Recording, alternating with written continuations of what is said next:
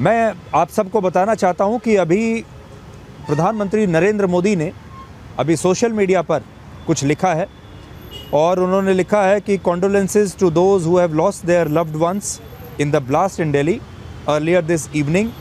May the injured recover at the earliest.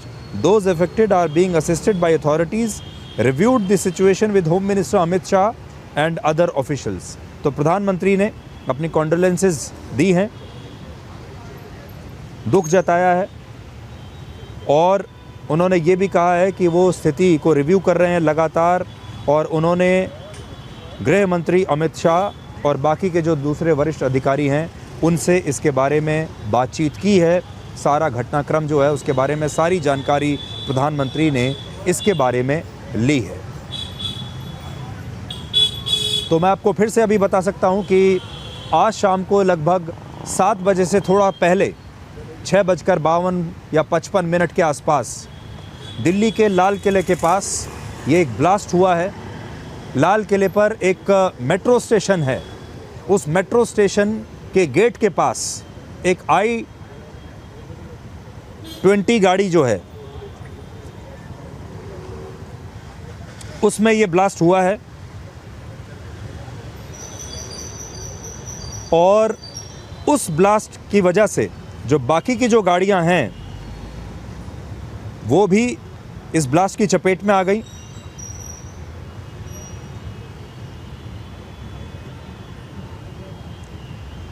और उन गाड़ियों में जो है आग लगी है।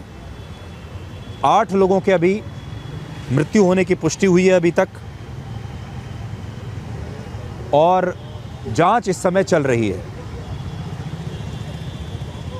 लेकिन ख़ास बात जो है वो ये है कि ब्लास्ट इतना बड़ा था, इतना ज़ोरदार धमाका था कि कई किलोमीटर तक उसकी आवाज़ सुनी गई।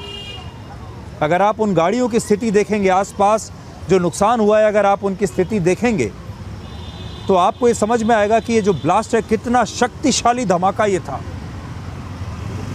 उन शवों को भी अगर आप देखेंगे तो उससे आपको अंदाज़ा आएगा, उससे भी आपको समझ में आएगा कि ये जो धमाका था कितना शक्तिशाली ये धमाका था। और अभी मैं आपको भारत के रक्षा मंत्री राजनाथ सिंह ने भी एक ट्वीट किया है।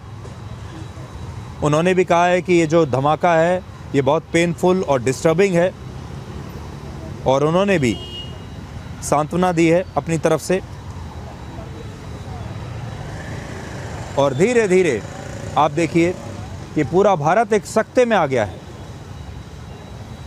एक शौक है लोगों में। हालांकि हमारा जो सुरक्षा तंत्र है वो बहुत मजबूत है और उसका यही कारण है कि देखिए आज सुबह ही फरीदाबाद में हमारी सुरक्षा एजेंसियों ने आतंकवादियों को पकड़ा है, विस्फोटकों को पकड़ा है।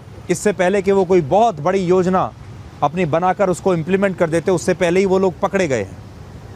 लेकिन जो टाइमिंग है यहाँ पर ये बहुत महत्वपूर्ण है और टाइमिंग ये कहता है कि फरीदाबाद में ये स्लीपर सेल पकड़ा जाता है। कश्मीर से आए आतंकवादी डॉक्टर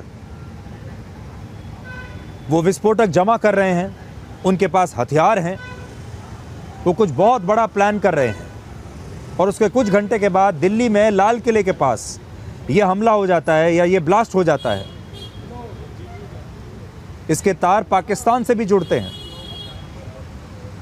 और पाकिस्तान में ऑपरेशन सिंदूर के दौरान जो हमने सैकड़ों आतंकवादियों को न्यूट्रलाइज किया था, तो उसके बाद से ही वहाँ की जो आतंकवादी संस्थाएं हैं, जो आतंकवादी हैं, उनके गुट हैं, वो लगातार ये धमकी दे रहे थे कि हम बदला ज़रूर लेंगे। तो कहीं ये उन्हीं के बदले का एक हिस्सा तो नहीं है?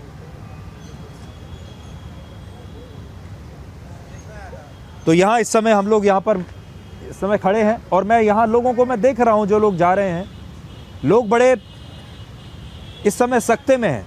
किसी को समझ में नहीं आ रहा है कि क्या हुआ है और जो आसपास के जो लोग थे वो जल्दी से जल्दी अपने घर पहुंचना चाहते हैं, जल्दी से जल्दी इस इलाके से बाहर निकल जाना चाहते हैं। क्योंकि ऐसे में बहुत सारी अफवाहें भी होती हैं कि अगर एक जगह ब्लास्ट हुआ है तो कहीं दूसरी जगह ना हो जाए। इसलिए पूरी दिल्ली में इस समय रेड अलर्ट है। सारे बड़े शहरों में राज्यों में इस समय एक रेड अलर्ट की स्थिति है।